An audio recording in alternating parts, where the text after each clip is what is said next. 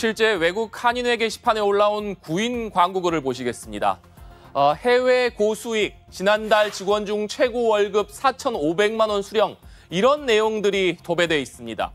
실제로 하나를 열어보니까 대놓고 확실하게 말씀드린다, 감금 폭행 같은 말도 안 되는 일이 없다, 이렇게 시작을 합니다. 최근 캄보디아에서 문제가 된 감금 폭행 사건 이후에 올라온 글로 추정되는 부분입니다. 글쓴이는 캄보디아에서 가장 탄탄하고 안정된 회사다. 기본급과 인센티브를 합쳐서 월 평균 1,500만 원에서 3,000만 원 이상이다. 초보자도 월급이 3,000만 원에서 5,000만 원 이상이라고 홍보합니다. 아예 로맨스 채팅이라고 써놓은 글도 발견되고 있습니다. 이렇게 로맨스 채팅이라고 업무를 적어놓고 월 평균 2,500만 원 이상 벌 수 있다고 써놨습니다.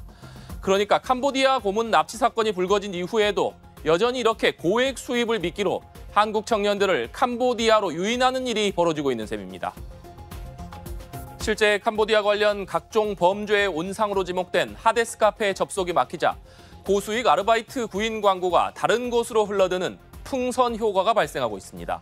이런 구인글은 특히 일본과 미국, 캐나다, 베트남 등 교민 사이트에 많이 올라왔는데 취업난 때문에 한국을 떠나 워킹홀리데이 등 해외에서 일자리를 찾는 청년들을 노린 것으로 풀이됩니다.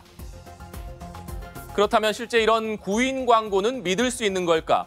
피해자들의 증언에 따르면 이런 고수익을 앞세운 광고는 한국인들을 유인하기 위한 허위, 가짜글입니다. 이런 글을 보고 캄보디아로 향했다가는 보이스피싱이나 로맨스 스캠 범죄에 연루돼 감금과 고문을 당한다는 것이 피해자들의 증언입니다.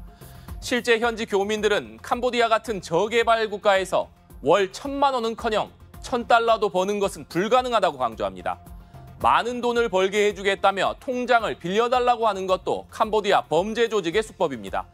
실제 많은 수의 청년들이 범죄 자금 세탁에 쓰일 대포 통장을 팔기 위해 캄보디아로 향하고 있다는 증언이 나왔습니다. 캄보디아 범죄 조직은 한국에서 보이스피싱이나 로맨스 스캠 등으로 얻은 범죄 자금을 세탁하기 위해서 끊임없이 통장을 구하고 있습니다. 그런데 이렇게 넘긴 통장의 명의자와 신뢰가 없기 때문에 명의자를 직접 캄보디아로 불러들인 뒤 자금 세탁이 끝날 때까지 함께 있는 것입니다.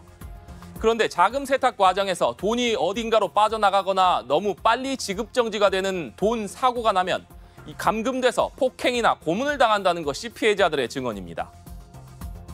빠져나간 범죄 수익금을 메꾸기 위해 단지에 갇힌 채 범죄에 동원되는 경우도 흔하다고 합니다.